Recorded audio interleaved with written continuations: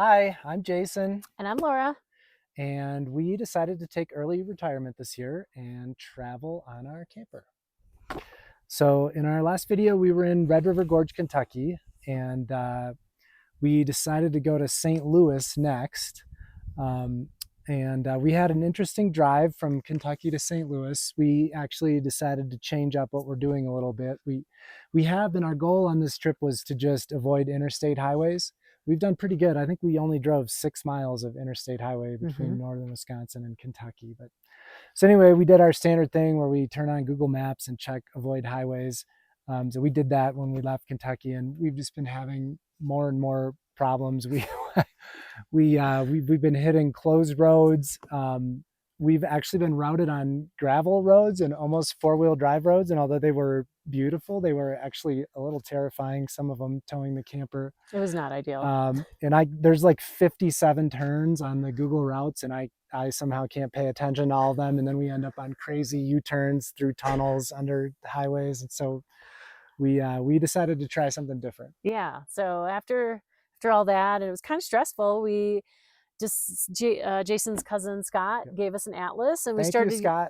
Thanks, Scott. And we started using that, and it worked great. We decided to get a bigger atlas. Woohoo. Paper. We're going back to paper. And we just found it easier to find a direct route that's not interstate, but not county roads and not without a million turns. And we've been using that the last the whole week that we traveled. And it was great. We found some great spots to stop at, like this spot on the Ohio River. We had a nice lunch there, watched the river go by and the barges. So it's our new strategy for navigating. It's been going really great. Yep. So we did eventually make it to St. Louis. We weren't originally going to go to St. Louis, but a friend of mine reached out on Facebook, and she's there with her daughter now. She lives there. So we decided to stop and visit Jen and her daughter, Kamani. And that ended up being a blast. Kamani she's super into the karate these days.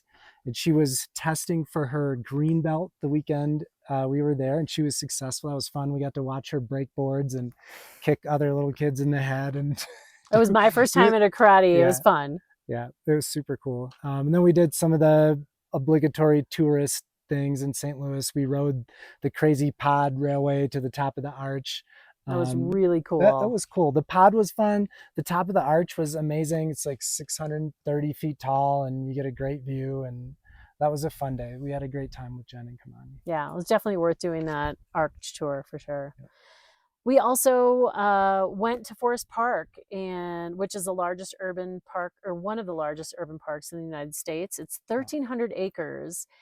And we went to the art museum, and we were delighted to find that they had a photography exhibit about the American road trip. Yeah, which is interesting because we're doing our own photography exhibit using these things about our American road trip. Yeah, so that was really cool to see. And we actually signed their little guest book. They had a guest book where you could put in your own stories, your own road trip stories. Of course, we filled that out.